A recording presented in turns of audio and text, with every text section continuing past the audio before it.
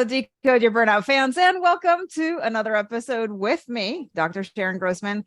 And today I am joined by Nicole Greer as principal coach and CEO of Build a Vibrant Culture. Nicole Greer helps individuals, corporations, government, faith-based organizations, and nonprofits become the people they were created to be through fulfilling a mission, to work in teams and exemplify vibrant leadership. Nicole is a serious entrepreneur with experience in coaching, marketing, mastering first impressions, learning and development, and sales. Nicole, welcome to the show. Oh gosh, thank you so much for having me, Sharon. I'm grateful to be here. Yeah, I'm excited actually to have you because we're going to talk about a topic that is near and dear to my heart, which is culture in the workplace. And hmm I love how you specifically came up with the idea of a vibrant culture. So we're going to talk about that a little bit later on. But before we do, have you ever burned out? Oh my goodness, haven't we all? I think so. Yeah. Yeah, I would say my burnout story, occurred when I was working inside of a company where I think we lost our way. We didn't have a direction and we didn't have a leader with great passion. And what I believe about a vibrant culture is that the leader has to be lit from within, and that heat, that energy, that light has to emanate from that leader. And then the other people catch on fire. They get vibrant. And so I was inside a company where that leader had just kind of like, I don't know, given up or lost their why or made enough money. I don't know. But the reality is that I think a lot of people are burnt out. That light goes out because they don't have proper leadership. You get up in the morning anyways and look in the mirror, I hope, before you go to work. And so you look in the mirror and you say to yourself, I don't think I have passion for what I do. And I've got to find a new place. And so you've either got to start something new or go somewhere new. And so that's what I did. I started something new. And I thought, Nicole, you can sit around and you can say, other leaders need to get their act together, or you can lead yourself really well. And so that's when build a vibrant culture. And so now I absolutely am passionate about what I do, and I am lit from within, and I'm on a mission. And I think there's a huge part of your work being missional, meaning that at your core, this is the work you're supposed to be doing on planet Earth in this lifetime. That's really powerful. So, just to kind of recap what you said, part of why you experienced burnout was because you were working in a setting where your leader was maybe burned out or just didn't show up with any sort of passion and fire.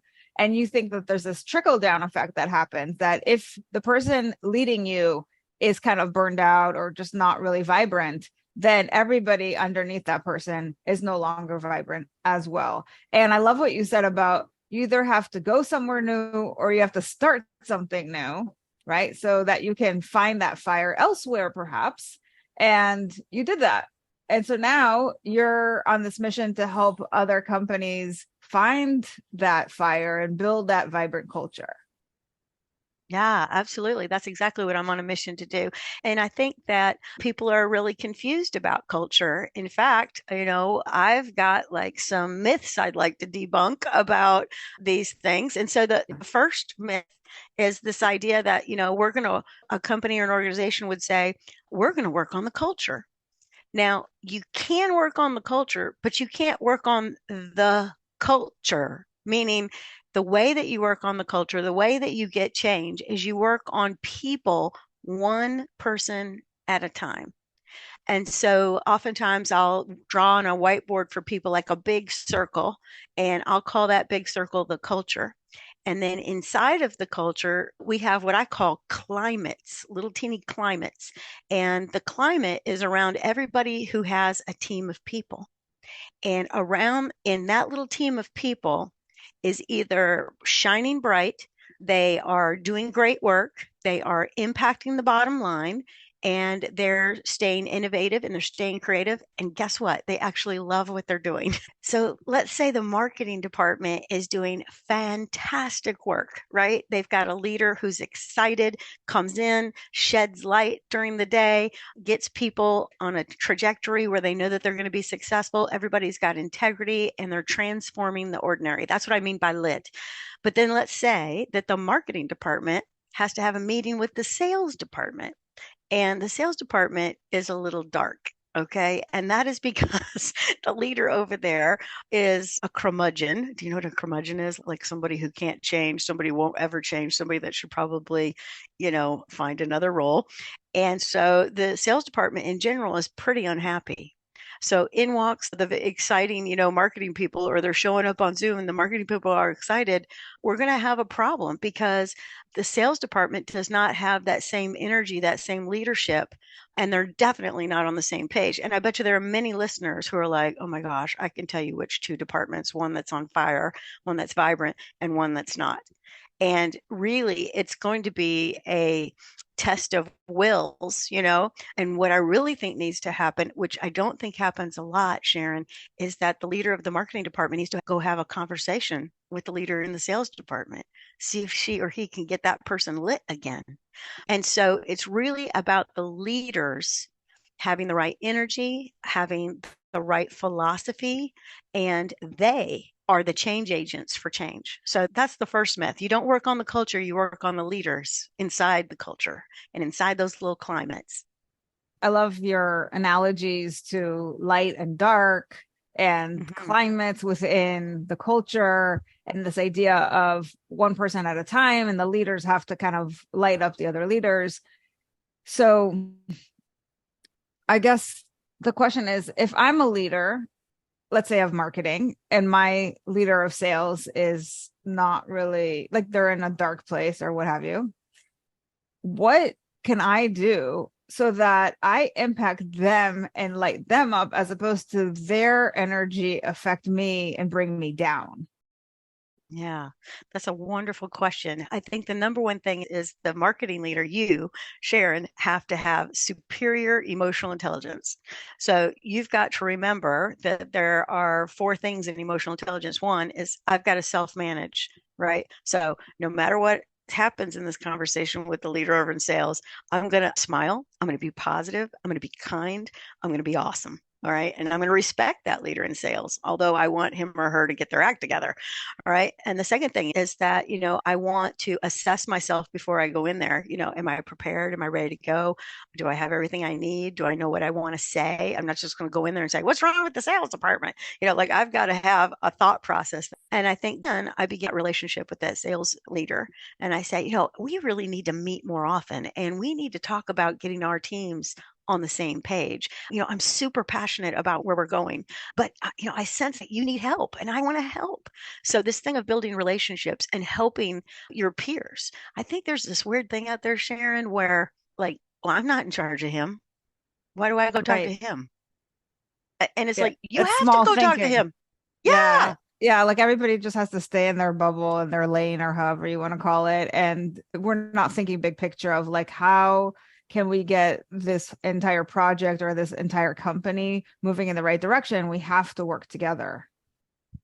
Right. I loved how I you agree. said the state of mind that you have to be in when you go into that conversation. I think that's actually really powerful, because basically you're Mm-hmm. saying you've got to be strategic about this. You have to go in, set the intention ahead of time that I am going to have my quote unquote boundaries in place so that I'm not affected, and that I am coming in with the idea of holding that person, having space for that person, and seeing if I can help move them forward or inspire them or having some sort of positive impact on them. I think it's a really nice way of thinking about how to strategically show up and really move the needle in the right direction. So that's a great tip. Thank you so much for that. So that was really the first myth. Of course. What else do people think about when it comes to culture that they're getting all wrong? Yeah. Well, I know that people are out there thinking this based on what I just shared. They're like, well, my guy in sales or operations or wherever, wherever this guy or gal is, they go, he's never going to change. Right. So Right. it's like So, that helplessness. oh my gosh. Yes, you're exactly right. Yeah. And here's the truth. I have been coaching people since 2007. And so that's not a hugely long time, but it's not a short period of time either. I've had a lot of clients and a lot of folks in the coaching seat across from me, and I have seen tremendous change in people. Yeah. And the truth of the matter is, people just have blind spots. Okay. So that's probably a phrase people have heard, blind spots, but like it's little dark areas, it's like a little part of my brain. I've never thought about things this way before, and just bottom line, Sharon, sometimes people have never been taught things, you know, 100%. and it's like a lot of times it's all from like your upbringing, and people will say, I shouldn't have to teach people to be kind. And I'm like, well, if they work for you and they didn't get the message from mama, you do have to teach them to be kind, or teach them to smile, or teach them to not interrupt everybody. Yesterday, I was on a phone call with a young man, and he is a chronic interrupter. And so I went with him privately and I said, I would like to share some truth telling, honesty, and candor with you. And he was like, what? Now I could be his mother. And I said, I really care about you. And I said, do you believe that? And he goes, yes. And I said, okay, you have got to stop interrupting everybody. Just relax. You're going to get your voice heard. I promise. We want to hear your voice. You got a lot of genius. And so, at first I saw his talking about emotional intelligence. I saw him get hijacked by his amygdala, which is your lizard brain. And I know he was thinking, who are you to tell me, this? But, at the end of the day, another thing that builds a vibrant culture, that passion, underneath all that is like love, right? So, like, I don't want this kid I mean, I say kid, I'm 56. I don't know, he's probably 30 or something. And I don't want him to go through his whole career being known as the interrupter. And Right. so I shared that with him. And I think, again, if you're practicing emotional intelligence, you're building that relationship, doing social awareness, and I'm being assertive but not aggressive with him. And it's all rooted in love because I want this kid to be successful. But people aren't going to listen to his ideas if he doesn't stop interrupting everybody in the meetings. So, hopefully he'll change. And I think that's another thing that helps you get people lit is you have to be constantly working on people's performance instead of tolerating poor performance. So people can change. They just need a safe place to receive feedback or to be coached so that they can see what would make them better. And here's the thing, I don't think there's anybody on the planet, okay, maybe there's like a small percentage, but most of us are like, want to do well, want to do better. And if somebody can help us, then we're glad to hear it. But you got to deliver it in the right way. It takes a lot of good communication skills. That's really key. And I'm so glad that you also gave us this example because it had a very specific script that you used to talk to this kid or this 30-year-old kid, right? Who's not really a kid, but it's important because Yeah. one, he needs No, to he's a hear young it. man. Thank you for helping me. Yes. One, he needs to hear it because it's going to affect not just the people around him who keep getting frustrated by his interrupting, but it's going to affect him ultimately because it's kind of a form of sabotage if you think about it. Like he's coming from a place of, I want to be heard. And yet when people feel like he keeps cutting me off, then you don't want to hear him, right? So in the end, he's going to get the opposite of what he wants. But it's also important Mm-hmm. how you deliver that message because somebody like that can very easily become defensive about their behavior. And so I love just how sweet you are when you talk to him, right? It's very gentle, Yeah, it's very soothing, it's very safe. And I think that's right. so key, right? So what you're doing is you're not just saying, listen, guys, emotional intelligence is super important. You're also exemplifying what is it like to lead with emotional intelligence. So if you have to have those difficult conversations, how can you do that with kindness and love and make the person lower their defenses so they can be open to receiving that feedback? That is really important. I couldn't agree more. Yeah, absolutely. And thank you for your kind words. But I think that people can change, but they're not going to have like, an epiphany sitting at their desk. You've got to help them. Right. So that's the second myth. So the first one is you work on the people, which works on the culture. And then you have to understand that people can change. But I hear all the time, people, he's never going to change. And then the third myth is that we can delegate this culture change to some department. So people are like, we're going to have the organizational development people do this, the OD department, if you've got a huge organization, or we're going to let the learning and development team, we're going to get everybody training, or we're going to let the HR guys and gals handle it. And they can certainly head up, put the project together, lay out the strategy. But again, it's got to come from the CEO all the way to the front line. And one of the weird things that I experience is that I have CEOs that once they get to that level, or the CFO or the COO or all the C's and the O's, those people, they kind of feel like, well, I've got VPs to do this stuff. I got to do the big stuff or whatever. But there's nothing bigger than culture. Agreed. I'm sorry, even if you're an introvert, I've heard every excuse. I'm an introvert. I don't have time. All the stuff is, you've got to get rid of your excuses. I mean, like, just bottom line, and say, what's on the CEO's agenda today? Culture, profit, you know, stakeholders, whatever. But I promise you, if you have a vibrant culture, people who are lit from within, you'll make money Oh because my we God, get up so and we true. want to go to work and do stuff.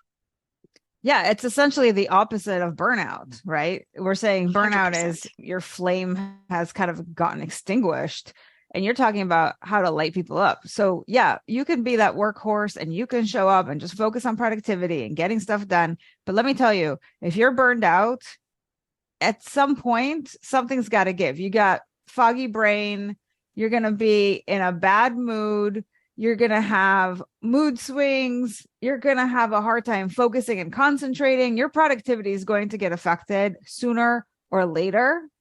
So, doing the opposite, which is not just focused on bottom line, but focusing on how to nurture the people so that they're loving coming to work and they're passionate and excited about the projects that they're working on, I think can only inspire more productivity and creativity and ultimately increase the bottom line.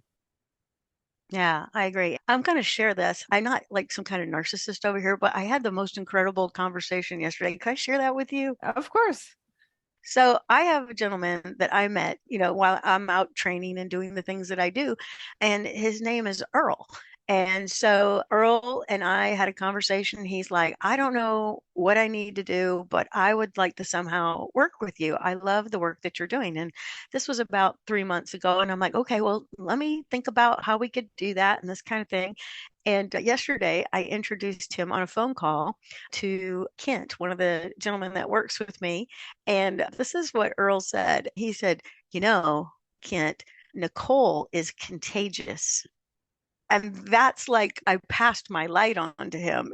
I hate to think I'm like a virus or something. So, but the V stands for vibrant, not virus. But he's like, just being around your mom is contagious. And Kent's Oh, my son. He works in my company.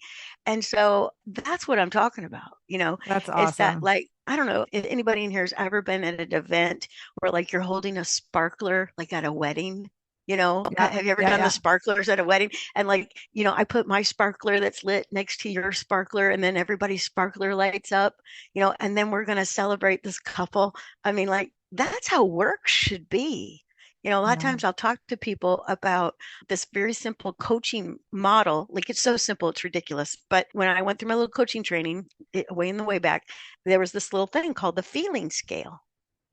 Mhm. And at the top of the feeling scale, the master coach put the word euphoria. And at the Mm. bottom of the feeling scale, the master coach put suicidal. And that's not even funny because I'm going to tell you, it's suicide's up. So there's this scale. And he said, every coachee you work with, and hear me, people, every employee you have is somewhere on this feeling scale. Mhm. And the goal of the leader, you should hire people who know how to do accounting, marketing, operations, whatever the stuff is, customer service. It's really not the doing of the tasks or putting my skills to work. The leader needs to get that person up the feeling scale. Because here's what I know, when I'm feeling good, I work hard. I have a little pep in my step. And so I get cooking. Now, sometimes I do need training. I need to know how to greet the customer. I need to know how to do social media. I need to know how to, balance the books or whatever. But typically we hire people with these skills already. It's really just about pushing them towards euphoria. And sometimes I'll say to teams, I've got teams in a training room and I'm training them on leadership or whatever it is, emotional intelligence. And I'll say, when's the last time you were euphoric at work? And people are like scratching their heads. The leader creates a culture, an environment, a setting, a place where we go up the feeling scale. We are celebrating things and we are creating wins and we are performing at higher levels. That's exciting. That takes us up. Yeah. So it's really important to work with these leaders so that they can first start the work on themselves, I imagine, and then that can trickle down from them. And it's funny how you talked about being contagious. I used to have clients who, because I help people a lot with their mindset, right? So a lot of my clients struggle with negative self-talk and they're very self-critical. And so they're like their own worst enemy. So a lot of times after I work with them, they'll say, I just hear you in the back of my mind. So they're like, adopt my voice, which I think is really great. Right. So like your work can live on, which is fantastic.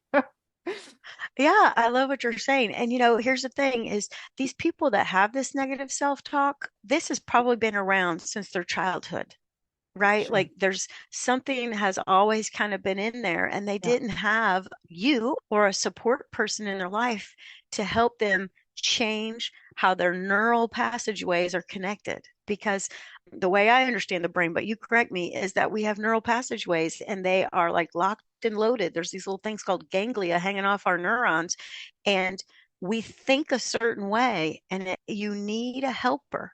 You need a leader, you need a coach, you need a doctor to help you rip apart your bad dendrite connections and rewire that sucker so that brain that has that new fresh mindset. And again, this part about people won't change, not if somebody doesn't sit them down and talk to them and help them and love on them. And then they Yeah. can. I would say two things. One is the person has to want to change. And 100%. sometimes we have people who are open to change, but they just don't know what to do. And then, so that's where the second part comes in, which is then they have to know what to do. Right now, Yeah. sometimes they don't even know that there's something that's possible for them to change. Right. That happens too, where people are just like, oh, I didn't even realize that that was a thing. So I'll give an example. So I was having a conversation yesterday with one of my clients, and he's this doer, right? He's always going out there and he's got to do something all the time. And he's very busy. And even on vacation, he's got a plan, like all the activities he's going to do all the time. And so we talked about self-care. And he says, I don't really do self-care because I'm not the kind of person to just sit around and do nothing. Because, he's thinking self-care is like meditation. So I said, okay, hold on. What is your definition of self-care? Right. And he said, oh, it's when you just kind of relax and don't do anything. And I'm like, so I'm just going to put this into Chat GPT. I'm like, give me the definition of self-care, right? Because I want you to hear like what it actually is. And it's actually something that you do for your physical, mental, and emotional well-being, which can be, as I like to say, two things. I think self-care is important in terms of one, giving you your energy back, and two is de-stressing you, right? You're supposed to like have different kinds of activities that you do that do both things. You got to get your energy back and you got to have less stress, because sometimes we're focused on the wrong thing at the wrong time. So we might get energy and then we try to go to sleep, but we haven't de-stressed. And then when we're like wired and tired, we can't fall asleep, right? So it's just like changing his definition that allowed him to embrace the idea of self-care, because it was like, oh, it's not just what I thought it was. I can actually do something, right? Like I can be productive and work out. That counts. And I'm like, yes. That's right. Like hike a mountain, dude. It's cool. But like stop, every coach should have a coach. Or I think Yes, they're kind of like a hypocrite. I'm just saying, because I for got sure. one. I got two. And so my coach says, you need to have a true free day. And it is a day where you don't touch your email, you don't answer your phone, you are 100% pulled away from your work. And he said, you have to do that so that you come back to the work fresh. Yes. And one of the things that, people who are like this gentleman you're referring to is like, plan the day, but make sure it doesn't have work in it. Like I'm going to get up, I'm going to make eggs, I'm going to, walk the dog, I'm going to hike a mountain, I'm going to go to a shower, go out to dinner, and then I'm going to see, a Broadway show, whatever, like pack it in there, but make sure it's something that's fantastic and just for you. Yeah. So it's really important for us to work on our emotional intelligence. And we need somebody like you to show us what it's all about, because we've all heard about emotional intelligence and how important it is, but we don't really necessarily understand what it is or how to get there. I mean, I think by now everybody knows, and if they don't, I'm going to say it one more time, that, they've shown that EQ is more important in the workplace than your IQ. But it's like, so do I have EQ, and how do I get more of it? And so you need somebody like Nicole to come in and coach you so that you as a leader have better understanding of yourself and other people, so that you can get lit up and have that kind of trickle down to everybody else in your team and build that vibrant culture. Mm-hmm. So Nicole, this has been really enlightening, and I love anytime we can talk about culture. I think it's such an important topic. So thank you so much, one, for being here, and two, for the work that you do in the world, because it's very much needed. Yeah. Well, like I said, I'm on a mission. So I'm grateful I even get to show up every day and do something I'm totally passionate about and contagious about. There you go. I love And that I'm grateful for idea. you. Thank you for having me on the show. This has been great. Absolutely. Absolutely. So for people who are listening to this and they want you to be that virus and, get a little bit of your contagion, where should they go? It's real simple. Just go to buildavibrantculture.com. Fantastic. What a great website. So I wish you so much luck, Nicole, with the work that you do, because as I said, it's something that we really, really need in the workplace. I'm glad that you have companies that are taking this seriously and that are hiring you to do this work.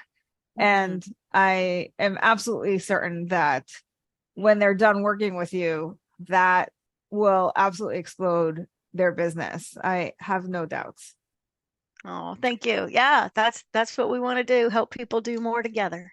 Absolutely. So for all of you thinkers out there, what did you think of the show?